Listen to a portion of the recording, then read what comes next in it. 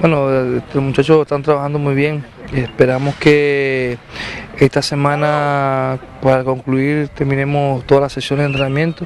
Ya el sábado viajamos a Valencia y esperamos, Dios mediante, sacar el resultado que esperamos. Porque el profesor nos comentó que Eder Hernández no estaría en el once inicial, ¿a qué se debe? Sí, Eder presenta una pequeña contractura a nivel de los gemelos, entonces no nos puede acompañar para el día domingo, pero todos están en la capacidad de jugar por algunos que no se presenten. Esta oportunidad no le toca a Eder.